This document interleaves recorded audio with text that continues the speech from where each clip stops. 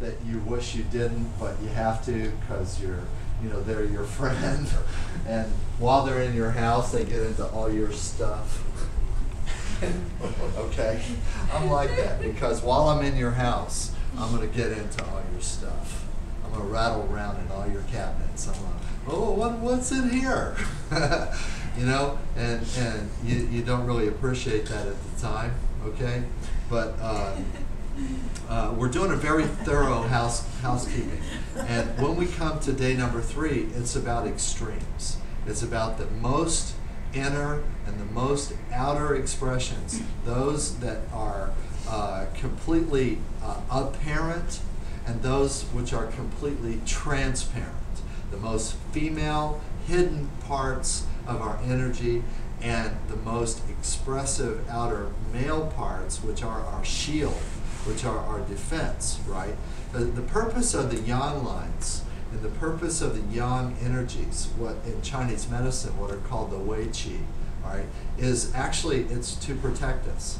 In the Nanjing, it says the Wei Qi, which is in Chinese medicine, comes from the lungs, all right? All qi comes from the kidneys first, but then it goes to the lungs. The purpose of the lungs, the kidneys are like the emperor, okay? The lungs are, the emperor has an officious assistant, okay? An officious assistant. This is the person, I guess, like in a presidency, what do you call the person who determines who gets to talk to the president? The handler. Gatekeeper? The handler. their handler. Oh God, there's actually a term for it, which is escaping me right now. But anyway, Concierge? it's an officious assistant who is actually the person who interviews and determines the president's schedule or the emperor's schedule, and on a given day, who is going to get appointments and who's going to get access to the emperor. And actually, this person will determine whether what you need to talk to the boss about is actually significant enough to get the boss's attention. Okay, and so in the Nanjing, it talks about this very officious person who literally you have to go through to get to the emperor. If you can't impress this person with your necessity, basically you don't get to see the emperor, okay? And so this officious person is the protective energy that surrounds you, that you project out from you. Now, the thing about it is that the emperor might need to talk to you, okay? So we have this defense, and it's on purpose. For example, it's the Wei Qi is what protects you from external pernicious influence. That's the way it would be said in the Nanjing, which could be bacteria, which could be viral, which could be the harmful influence of wind or sun or water or cold, too much cold or too much heat.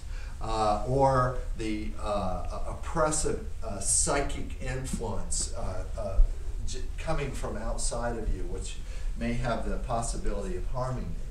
And that the Wei Qi has that job, okay? But the problem is that when we're excessively yang, and we have too much of that external yang energy, that actually that officious person is a little too good at their job. A little too good at their job. Some things are supposed to get through. Some things are supposed to get through, okay? And so we want to balance that excess yang, all right? And then when we talk about the female part, okay, that's our most innermost nature that relates the closest to the earth, to our connection with nature, and to connection to our fundamental consciousness. And sometimes it's a little too internal. It's a little too internal. So if the female part of us is not strong enough and the male part of us is too strong, we're all protective, we're all defensive, and our chi is way out here and nothing can get through, not even the good stuff. And if our female part is too introspective, is too internal, is too deficient, so to speak, okay, then it is not actually able to act as the mediator and the communicator and the bridge energy between us and nature, right? So the sideline position, part of the fundamental idea of working in the sideline position is we balance those two extremes. We want to bring up the energy of the female, okay, because by the way, the yin energy is almost never excessive. I know some people, there is such a thing as excessive yin, you know, too much female energy. There is such a thing, okay? But actually in our world, in our culture, and in the time that we live in, you almost never see that.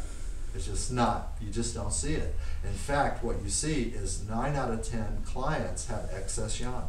9 out of 10. Almost everybody you put your hands on has too much defensive energy, too much wei qi, excessive wei qi, right? So when we come into the sideline position, that's what we have.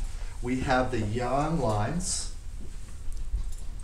bladder and gallbladder, okay, that are, boom, right there. They're just up there on the table. They're right up in front of us.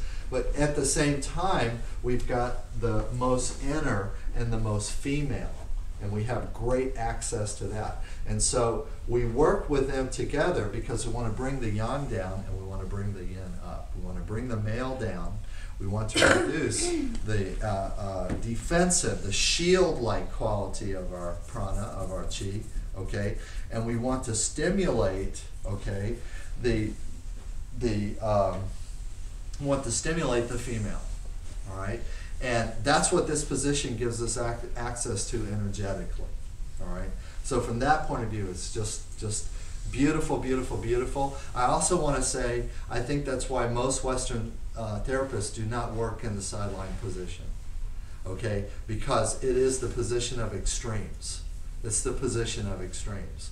And we are extreme in the Western culture, and so in therapy, we tend to avoid it, okay, in therapy. That's the thing about Native American medicine. Compared to Western medicine on the energetic level, it is extreme. It is extreme, okay, and on the energetic side, right? Not on the mechanical side, not so extreme, okay? Western medicine, very extreme on the mechanical side, cut, burn, and poison as the primary therapies in Western medicine, okay? But virtually no attention to the energetic parts of us. Almost, you know, of course, I'll say it like this, as if they don't even exist, okay? But everybody knows they do. They know it because your real life personal experience, and as a feeling, emotional person, sensing and going through your life and dealing with it, you know that energy and connection, connectivity and communication is actually what defines who you are as a person in life, not your physicality. Physicality is a factor, but it is not what primarily determines who you are as a person, right? But your energy does. So in Oriental medicine, and this is true for Chinese medicine, so we would do side position in Tuina. Tuina people do side position, okay? It's very big in all of the in the native traditions. It's big in the Philippines. It's big in Ayurveda. It's big, etc. In Thai, we work a lot in the sideline position. We love this position, okay? Now, I'm going to start standing, okay? And what I'm going to do is I'm going to start on the upper leg, okay? And I'm just going to do some of this walking that we've done before.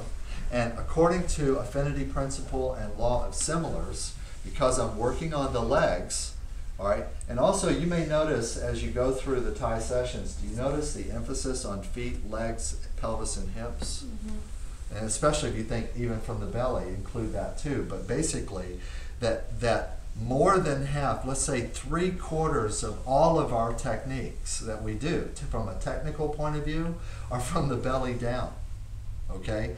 We're not so concerned from the belly up, okay? Whereas lots of Western therapies are primarily focused on the belly up, the back, the chest, shoulders, neck, and the head.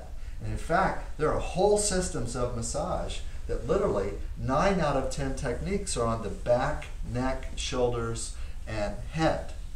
And maybe they get on the face, you know, so they'll do some facials. But literally 8 or 90% of everything that they teach and everything that they do is on this triangle from here up. Okay? Well, from a Western point of view, that makes perfectly sense because we're in our head, and the back, neck, and shoulders are what support us being in our head. Okay? But from the point of view of native medicine, and Thai medicine and Ayurveda is native medicine, right? It's what I call medicine that's derived from the earth.